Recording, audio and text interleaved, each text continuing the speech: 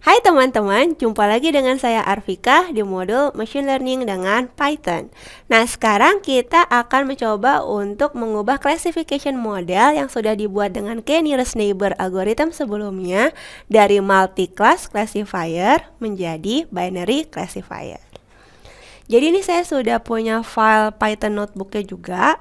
Nah, kemarin kan kita sudah belajar bahwa kalau kita bikin multi-class, yaitu kemarin ada 3, 4, 5, 6 ya, seperti ini. Jadi kita memprediksi kualitas itu ada yang ratingnya 3, ada rating 4, 5, 6, 7, dan 8. Berarti di sini kita sebenarnya punya 6 kelas untuk diprediksi.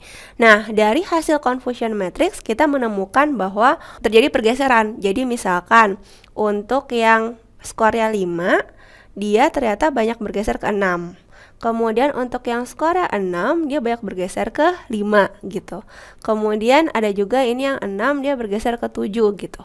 Nah, sebenarnya kita maklum sih, karena kan perhitungan kimiawinya mungkin memang dekat antara satu quality rating dengan yang lainnya. Tapi kalau kita mau mendapatkan akurasi yang bagus, berarti mungkin kita perlu simplify tujuan dari klasifikasinya. Jadi sekarang saya mau bikin jadi binary aja antara kualitas yang baik atau kualitas yang buruk. Jadi bukannya kita punya 3, 4, 5, 6, 7, 8, tetapi sekarang kita cuma punya good quality atau poor quality. Nah, bagaimana melakukannya? Nah, pertama kita melakukan hal yang sama seperti sebelumnya. Jadi import libraries dulu. Ini semua saya copy dari yang awal. Kemudian loading datanya dari internet. Kemudian saya masukin ke data frame dan saya drop ya nilai quality-nya. Kemudian, nah dari sini X-nya sudah di display. Nah, sekarang saya mengambil n-dimensional array-nya. Jadi dari data frame saya hanya ekstrak values-nya supaya data mentahnya bisa langsung digunakan untuk proses fitting. Jadi ini x sama dengan x.values, kemudian untuk target variabelnya y1 sama dengan quality.values. Gitu. Nah, sekarang kemudian kita akan lakukan mapping. Jadi ini adalah step yang berbeda. Kita bisa sebut ini sebagai step preprocessing, yaitu berusaha untuk simplify mapping classification labelnya dari multi-class label yang 3 sampai 8 menjadi binary class. Nah, kalau di sini saya pakai logiknya gampang aja. Kalau dia kurang 95 berarti dia poor. Tapi kalau dia lebih dari 5, jadi 6, 7, 8, 9, 10 berarti dia good quality. Gitu. Nah, sekarang di sini logiknya, jadi saya mapping dari nilai Y1 menjadi nilai Y. Jadi cuma Y nanti nilainya hanya 0 atau 1. Kemudian di sini saya mau lihat sih bagaimana kondisinya setelah di mapping. Ya, jadi kalau ini adalah histogram Y1, kemudian ini adalah histogram Y. Jadi teman-teman bisa lihat kalau masih menggunakan multi-class label, kebanyakan memang di angka 5 dan 6. Ya kan? Kemudian 3 dan 4 sedikit, 7, 8 sedikit.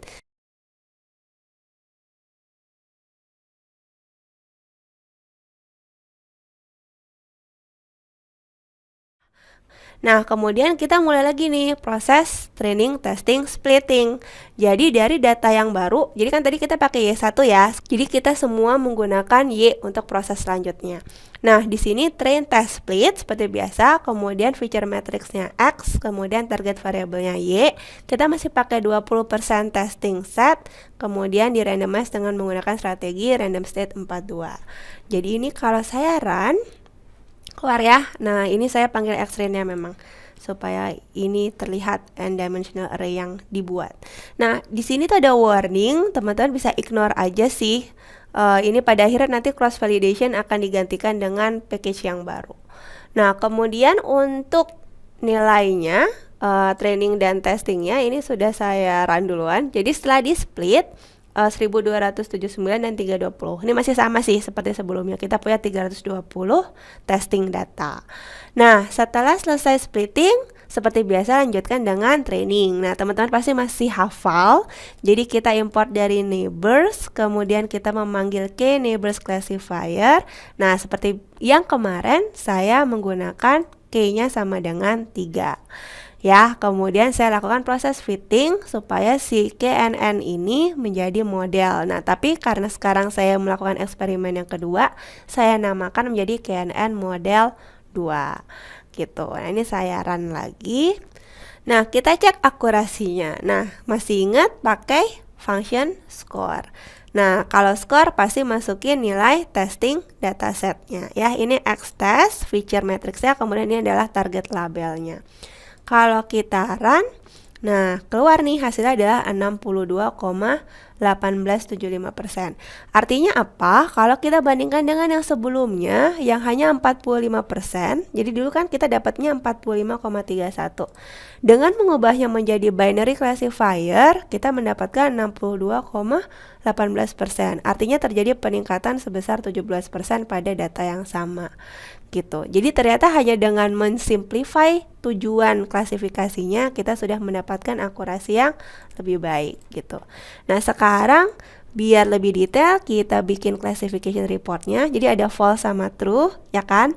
Kemudian untuk confusion matrixnya kita juga bisa run.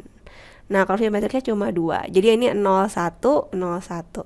Jadi kalau dilihat secara diagonal, ini yang benar 116 tambah 83. Nah, kemudian untuk akurasi adalah 116 tambah 83 dibagi total jumlah angka ini, bagi 320. Gitu. Terjadi pergeseran sih masih ya kan, karena memang antara 5 dan 6-nya kita ubah gitu. 5-nya masuk ke pur, 6-nya masuk ke good. Kalau misalkan ini kita ulang ya, misalkan tadi di logic yang di awal ini kan kurang sama dengan 5. Kalau saya ganti jadi kurang sama dengan 6, kemudian ini semua saya run ulang. Ini saya bisa lihat nih. Ya, jadi proporsinya berbeda gitu sekarang. Kemudian kalau ini nanti di train lagi, misalkan nih saya split lagi, kemudian nih saya panggil lagi, kemudian saya lakukan proses training ulang. Kemudian saya cek akurasi ini 62%. Dia berubah jadi 85%. Jadi balik lagi, ketika kita melihat kondisi datanya, kita akan tentukan sendiri mapping yang lebih cocok seperti apa. Jadi teman-teman bisa lihat ya, hanya dengan mengubah satu code di sini, oke lah saya mappingnya bukan di angka 5 batasnya, tapi di angka 6. Tiba-tiba dari 62% saya punya 85%. Jadi kalau ini saya run ulang, nah seperti ini. Ya, jadi ternyata untuk yang true, precision sama recall tinggi sekali, 89 dan 94. Kalau dibuat confusion matrixnya seperti ini ya. Jadi terlihat ya, yang salah-salah nih, yang false positif false negatif ini menjadi lebih sedikit gitu. Nah, teman-teman, kita baru saja belajar bagaimana cara mengubah dari multi-class classifier menjadi binary classifier. Selain itu, kita juga belajar bagaimana mengamati data sehingga kita bisa tahu mapping yang seperti apa yang lebih baik untuk kondisi data yang kita punyai. Terima kasih dan sampai jumpa.